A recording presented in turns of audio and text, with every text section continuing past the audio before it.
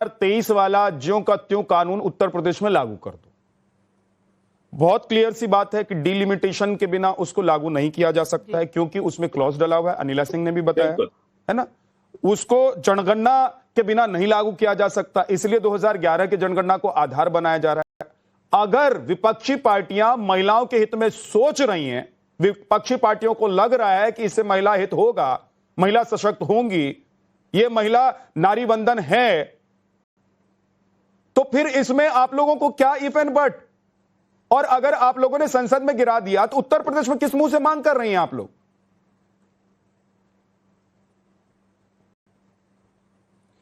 देखिए, आपको, आपके दर्शकों को नमस्कार। देखिए, जब हमने कहा कि 2011 के जनगणना के बेसिस पे अगर आपको लागू करना था तो आप इसे पहले लागू कर देते। 2026 आ गया है, आप 2011 से 2026 तक कितनी आबादी बढ़ चुकी है और आबादी के अनुपात के अकॉर्डिंग आप आगे बढ़ाएंगे। और मैं आपको बता देती हूँ तो जनगणना क्या आपके हिसाब से करवा लेते? बात है जब अरे जनगणना आपके और मेरे हिसाब से तो नहीं होगा ना तन्नू जी। नहीं, जनगणना के लिए एक व्यवस्था है। देखिए, इनको संविधान में लिखा गया है कि जनगणना कब कैसे कराना है, अगर इनको करानी थी तो प्रक्रिया है। 2023 के बाद कराते हैं। तो 14 तक तो आप लोग भी सरकार में थी, आप लोगों ने क्यों नहीं करवाया? आप लोग भी तो 14 तक सरकार में थी, क्यों नहीं कराया? क्यों नहीं कराया बताइए? आप लोगों ने महिला आरक्षण क्यों नहीं लागू किया 11 से 14 के राज्यसभा में? अगर आपको लग रहा है कि 11 की जनगणना के आधार पर अभी कैसे लागू कर सकते हैं, तो 11 से 14 के बीच में आपकी सरकार थी, आप महिला आरक्षण बिल क्यों नहीं लेकर आए? देखिए, राज्यसभा में हमने महिला आरक्षण बिल पास कराया था, लोकसभा में बीजेपी ने पास नहीं होने दिया था। मुख्य विपक्षी पार्टी उस वक्त बीजेपी थी। और मैं आपको बता देती हूँ कि 2011 में जेटली जी ने ये स्टेटमेंट दी थी और साफ साफ कहा था कि जो नेशनल पॉपुलेशन पॉलिसी है, तनु एक सेकंड तब हमें आबादी का पता देखिए, हालांकि उस पर जवाब आपसे अनिला सिंह लेंगी और जवाब देंगी, लेकिन मैं भी थोड़ा जानना चाहता हूं और दर्शकों को भी बताइए कि बीजेपी ने महिला आरक्षण बिल को कब पास नहीं होने दिया, बीजेपी का क्या पॉइंट था कि क्यों वो नहीं चाह रही थी कि महिला आरक्षण बिल पास ना हो, और आप कब उसको लेकर आई थी और कैसे वो गिर गया, थोड़ा बताइए दर्शकों। देखिए, 2010 में हमने राज्यसभा में बिल पास करा दिया था, लेकिन जब लोकसभा की बारी आई तो बहुत सारी विपक्षी पार्टियां थी, ये चाहते थे, सपा बहुत सारी की बात मत कीजिए, आपने अभी बीजेपी को कोट किया, बीजेपी के बारे में बताइए। ओबीसी को विशेष आरक्षण दीजिए। और बीजेपी की जहां तक बात है तो भारतीय जनता पार्टी ने उस वक्त समर्थन नहीं दिया था हमें। अगर वो समर्थन देती तो लोकसभा में बिल पास होता था। विपक्ष में सारे बैठे हुए थे, सत्ता में हम क्यों नहीं दिया था? क्या पॉइंट था बीजेपी का बताइए ना, मेरा ज्ञान भी थोड़ा बढ़ेगा, बताइए, और दर्शकों का ज्ञान भी बढ़ेगा। बीजेपी का क्या पॉइंट था, क्यों नहीं समर्थन किया था? नहीं तो आप पूछिए ना बीजेपी से कि क्या पॉइंट था इनका, क्यों इस वक्त समर्थन नहीं दिया था, और वही बिल आप क्यों लेकर के आए? जिस बिल का आप पहले विरोध करते थे, आज आप वो बिल क्यों लेकर आए हैं? यही सवाल है, बताइए। ये वही बिल है ना जो आप लोग लेकर आए थे, विरोध करते थे, और आज आप आपके हिसाब से ये वही बिल है ना जो आप लोग लेकर आए थे। तनु पोद्दार, ये वही बिल है ना जो आप लोग लेकर आए थे। डिलिमिटेशन, और आज इन्होंने इसमें डिलिमिटेशन, जातिगत जनगणना, परिसीमन ऐड कर दिया। महिला आरक्षण जो कानून बन चुका है, मैं उसकी बात कर रही हूँ। ये जो इन्होंने डिलिमिटेशन ऐड किया और जातिगत जनगणना ऐड की, मैं उसकी बात नहीं कर रही हूँ। उसको लेकर मुझे बताइए कि अगर 2010 में कांग्रेस पार्टी महिला आरक्षण का बिल लेकर आई तो आप लोगों का प्लान क्या था कि बिना जनगणना के, बिना डिलिमिटेशन के, बिना किसी जांच पड़ताल के और सर्वे के आप लोग उसको लाएंगे और लागू कर देंगे? कैसे लागू करती बताइए, थोड़ा समझाइए। बच्चों का खेल हो रहा है, देखिए, कि मन किया तो लाएंगे और लागू कर देंगे। और उन्होंने साफ साफ कहा था कि मुझसे गलती हुई है, मुझे उस वक्त ये बात माननी चाहिए थी कि ओबीसी, एससी, एसटी जो है आरक्षण की बात माननी चाहिए थी, उन्होंने उस वक्त नहीं मानी थी। ये बात राहुल गांधी जी ने स्टेटमेंट देकर के बोली है। लेकिन बीजेपी जो पहले किसी बिल का विरोध करते हैं और आज आप उसका समर्थन करते हैं। तनु पोद्दार, मैंने आपसे एक सवाल पूछा, इधर उधर नहीं, रुक जाइए एक सेकंड, एकदम पॉइंट टू पॉइंट रहिए। बहुत अच्छी बात है, आज सारे पैनल में जो बैठे हुए गेस्ट है मेरे, वो सब पॉइंट टू पॉइंट बात कर रहे हैं। अभी पॉइंट टू पॉइंट रहिए। मैंने पूछा 2010 में कांग्रेस ये बिल लेकर आई थी, तो कांग्रेस जो बिल लेकर आई थी उस बिल में क्या था कि हम 33% आरक्षण लेकर आएंगे और लागू कर देंगे? उसमें कोई जनगणना की बात नहीं थी। देखिए, बिल्कुल कांग्रेस ने कहा था, देखिए उसमें जनगणना की बात थी। हमने पहले क्या कहा था कि आप जातिगत जनगणना कराइए। जब 2023 में हमने समर्थन दे दिया तो इन्होंने जनगणना, तो भाई जातिगत जनगणना तो हो ही रहा है। बीजेपी कह तो रही है, बिल्कुल लागू होने, बीजेपी कह तो रही है कि सरकार कह रही है कि जातिगत जनगणना भी कर रहे हैं, जनगणना भी कर रहे हैं। 2026 अब आप 2029 की बात कर रहे हैं। आपको वोट लेना अगले चुनावों में, इसलिए आप 2029 आपको वोट नहीं लेना था। 2023 से 2026 आ चुका है, आपने क्यों नहीं कराई जातिगत जनगणना? हम महिलाओं के साथ खड़े, हम इनकी तरह नहीं है वोट लेने की राजनीति करते हैं। महिलाओं का सम्मान बीजेपी कितना करती है ये देश ने देखा है। मैं उस पर नहीं जा रहा हूं। अभी आप 4 नाम गिनवा देंगे बीजेपी के नेताओं की, मैं जानता हूं, और 40 नाम गिनवा देंगे अनिला सिंह, कांग्रेस और समाजवादी पार्टी के नेताओं की, और आनंद विजय जी तो पूरा पन्ना 2-4 गिनवा सकते हैं, उनका तजुर्बा इतना है, उनके बाल सफेद ऐसे नहीं। और हम तो पूरी एब्स्टीन फाइल्स दिखा देंगे तो फिर शायद दिक्कत अब चले जाइए आप एब्स्टीन फाइल पे जाइए, एब्स्टीन फाइल उठाकर लाइए।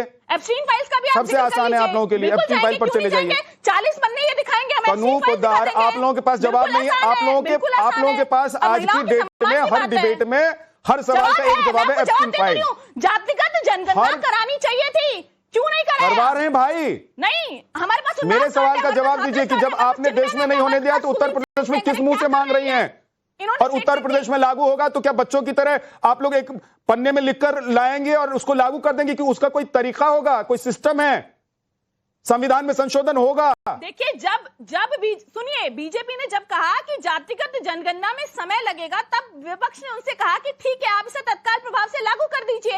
अब बीजेपी दोनों बातें खुद ही करती है, ना तो जातिगत जनगणना ही करवाएंगे। तो आप ये कह रही हैं तनु जी, आप ये कह रही हैं कि आपकी पार्टी ने और विपक्ष में बैठी हुई जितनी भी पार्टियां हैं उन्होंने 2023 में बिल को पढ़े बिना उस बिल के लिए वोट कर दिया, उन्होंने उसको देखे बिना कानून भी बनने दिया। आज जो आप लोग लड़ाई लड़ रही हैं, वो लड़ाई आप लोगों को उस दिन याद नहीं आई थी कि वो लड़ाई हम उस दिन लड़ेंगे। हम इस कानून को इसलिए पास नहीं होने देंगे क्योंकि 2024 में लोकसभा का इलेक्शन था, आप लोगों को लगा कि भाई नुकसान हो जाएगा, पास हो रहा होने दो, जब लागू करेंगे उस वक्त रोक लेंगे। देखिए हम कोई बिल, महिलाओं के सम्मान की बिल को हम चुनावों से नहीं देखते। मोदी जी की तरह नहीं है जिन्होंने सदन में खड़े होकर अभी बोल दिया था कि बिल का समर्थन करोगे या नहीं भी करोगे तो क्रेडिट तो मुझे ही मिलेगा। तो हम मोदी जी की तरह नहीं है, बिल हम महिलाओं, उन्होंने तो ये भी कहा था कि भाई अगर आप लोगों को क्रेडिट चाहिए तो अखबार के पहले पन्ने पर एड मैं छपवा दूंगा, खर्च हमारा। जातिगत जनगणना क्यों नहीं कराया परिसीमन? जल्दी से अनिला सिंह जवाब देना चाह रही है, उसके बाद आनंद जी भी जवाब देना चाह रहे हैं। जल्दी से अनिला सिंह। मुझे लगता है कि अगर नहीं सुन लीजिए तन्नू पोद्दार जी, आप बहुत युवा हैं, है ना, बहुत लंबा आपका राजनीतिक करियर रहा होगा। अगली बार से जब राष्ट्रीय चैनल पर बैठे तो तैयारी के साथ बैठे। 9 मार्च 2010 जब राज्यसभा में बिल्कुल थंपिंग टेबल्स कर इस बिल को पास किया था, तब जो भारतवर्ष की महिलाएं जिनको राजनीति में इंटरेस्ट है, सबने बहुत खुशी मनाई थी। सभी राजनीतिक दलों की महिलाओं ने खुशी मनाई थी।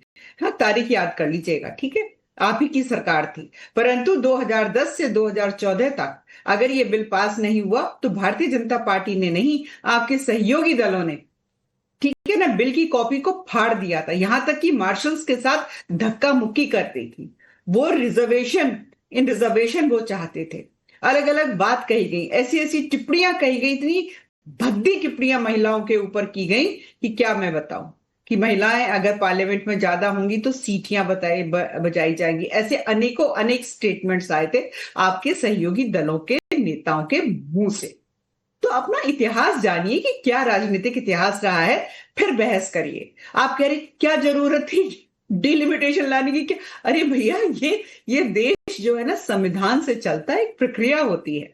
आपके नेता ने 1971 में ये जो सीट्स है ना, इनको फ्रीज कर दिया था। अनेक कार्य, फिर 1976 में भी फ्रीज हुआ, फिर आगे भी फ्रीज हुआ। अब जब फ्रीज हुआ था तब 58 करोड़ की आबादी थी हमारे देश की, अब 140 करोड़ की है। आप ये सोचिए कि उस आबादी के अनुसार अगर डिलिमिटेशन नहीं होगा तो कैसे काम चलेगा? तन्नू पोद्दार, अगली बार से तैयारी से बैठो, नहीं तो धज्जियां उड़ जाएंगी जैसे अभी धज्जियां उड़ी हैं। चाहे विद्याराज जी ने आपको क्रॉस क्वेश्चन किया, आप उत्तर नहीं दे पाई हैं। तो विद्याराज जी, मैं केवल एक ही चीज जानती हूँ, जब महिलाओं का विषय आता है तो मैं व्यक्तिगत रूप से भारतीय जनता पार्टी की प्रवक्ता हमेशा जो है महिलाओं का जो विषय होता है उसको राजनीति से ऊपर उठकर हम देखते हैं। ठीक है, अगर नहीं देख रहे होते तो आज ट्रिपल तलाक जो है वो क्रिमिनलाइज नहीं होता। क्योंकि आप लोग तो कहते हैं मुसलमान आपको वोट नहीं करता, महिलाओं का सम्मान करती है ना, अभी बोलिए, इसमें जवाब दीजिए मुझे। महिलाओं का सशक्तिकरण कैसे हो? मुसलमान पे या तो नेहरू जी पे जाएंगे या मुसलमान पे भारतीय आएंगे। जनता पार्टी के नेतृत्व को रहती है, चाहे वो बलात्कारियों पे बोल दीजिए, राष्ट्र आप में बोल हो के चाहे वो बताइए, क्या क्यों चिल्ला स्टैंड रही है। आपका? तैयारी क्या से है आइए, स्टैंड तैयारी आपका? से, चिल्लाने से क्या स्टैंड डिबेट आपका नहीं जीती फाइल्स जाती, में? तथ्यों से डिबेट तैयारी जीती से आने जाती का है, बताइए ना, तथ्यों से आपने डिबेट महिलाओं जीती पर बोला जाती ना है, कि आप महिलाओं चिल्लाने का से stand तनुजी लीजिए, महिलाओं के साथ खड़ी तनुजी होइए। जवाब तनुजी दीजिए। तनुजी तनुजी ऐसे नहीं चलेगी, ऐसे नहीं चलेगी। देखिए कोई एक दूसरे पर नहीं चिल्ला रहा है और मैं इसकी इजाजत भी नहीं देता हूं, अच्छा भी नहीं लगता है। अगर आपको लग रहा है कि आपको एप्स्टीन फाइल पर डिबेट करनी है, आपके पास एप्स्टीन फाइल को लेकर इतने सारे डॉक्यूमेंट्स हैं कि इस देश में हर राजनीतिक पार्टी और हर राजनीतिक नेता को आप नेल कर सकते हैं, तो मैं आपको बुलाऊंगा जिस दिन उस पर डिबेट होगी, आप कीजिएगा। आज उस मुद्दे पर नहीं कर रहे हैं मैम, इसलिए आप अगर उस पर जा रही हैं तो ध्यान भटका रही हैं। मुद्दे पर रहिए ना। अखिलेश कटियार मुद्दे पर बोल रहे हैं, अनिला सिंह बोल रही हैं मुद्दे पर, अनंत विजय मुद्दे पर एकदम कट टू कट बोल रहे हैं। आप जा रही हैं इधर उधर, इसका मतलब यह है कि आपके पास जवाब नहीं है।